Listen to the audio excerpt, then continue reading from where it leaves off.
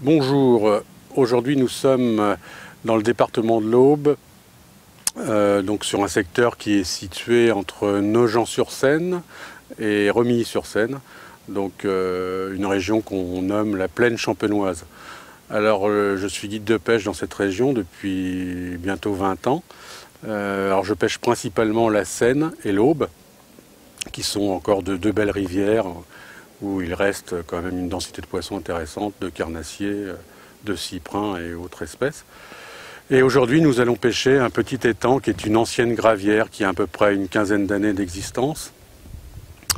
Nous allons essayer donc de traquer, de prendre quelques brochets, voire quelques belles perches qui sont présentes dans ce plan d'eau. Ce sont des eaux relativement claires, avec beaucoup d'herbiers.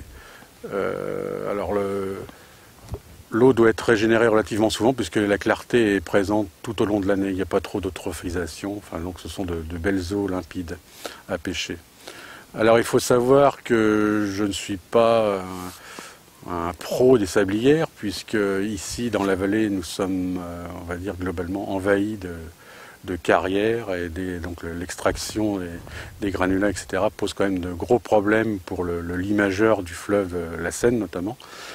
Mais voilà, moi je suis d'ici, j'ai toujours pêché ici depuis mon enfance, puisque mon grand-père et arrière-grand-père étaient des pêcheurs de brochets assez reconnus dans le coin. Et donc ces sablières, eh bien, pour le coup, j'en profite malgré tout, bien que le fait qu'elles soient exploitées de façon outrancière posera, à mon avis, de sérieux problèmes dans l'avenir au niveau des évaporations d'eau, notamment aux périodes estivales, et puis également la circulation des eaux souterraines qui ne se fait plus correctement, etc. Donc il y a très peu d'études sur l'impact des sablières, mais je pense que c'est quand même un problème qui sera présent dans le futur pour nos eaux et nos rivières. Alors je suis issu d'une famille où la pêche est quand même ancrée dans les traditions, c'est-à-dire que ici donc on est dans des villages qui bordent la vallée de la Seine, et mon grand-père était un pêcheur de perches invétéré, notamment. Mon arrière-grand-père, donc au 19e siècle, était assez reconnu comme pêcheur de gros brochets, enfin pêcheur de brochets.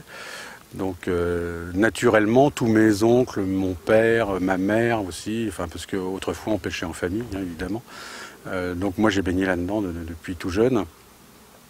Et donc j'ai une attache assez particulière avec ma région, mais aussi avec les techniques de pêche qui sont dites anciennes, entre guillemets, mais on va bien s'apercevoir qu'en fin de compte, ce qu'on a pu inventer il y a quelques décennies, enfin ce qu'on a inventé aujourd'hui, il y a quelques décennies, était aussi plus ou moins présent sur certains types de leurres, etc.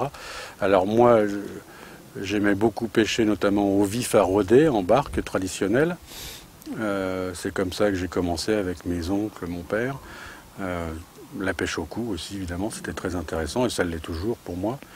Et puis, bon, bah, évidemment, la modernité faisant, aujourd'hui, on a une pléiade de leurres, de matériel auquel je ne suis pas du tout réfractaire, mais voilà, bon, j'essaye de jongler avec les deux, avec le traditionnel et la modernité. Voilà, hein, donc on peut très bien pêcher au manier, au vif ou avec des leurres surréalistes, mais l'important c'est d'avoir un comportement honnête avec le poisson et puis bah, principalement de pouvoir le remettre à l'eau le plus souvent possible.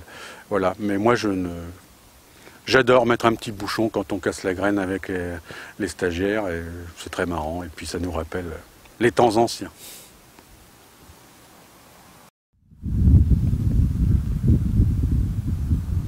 Alors nous allons pêcher à bord d'une embarcation moderne qui s'appelle un Aquapêche 400, donc c'est une barque Jeannot de 4 mètres. Je n'ai pas de basse-boat américain. C'est beaucoup trop lourd à mon sens pour pêcher notamment en rivière. Et puis je ne vois guère l'utilité d'avoir des bateaux avec 200 chevaux au cul pour aller pêcher des perches de 12 cm, mais bon ça c'est un point de vue. Alors donc c'est une barque, bah voilà, tout ce qu'il y a de plus normal, mais c'est vrai que ce modèle est très stable, non bruyant, le plastique n'est pas du tout bruyant, et bon bah voilà, elle me convient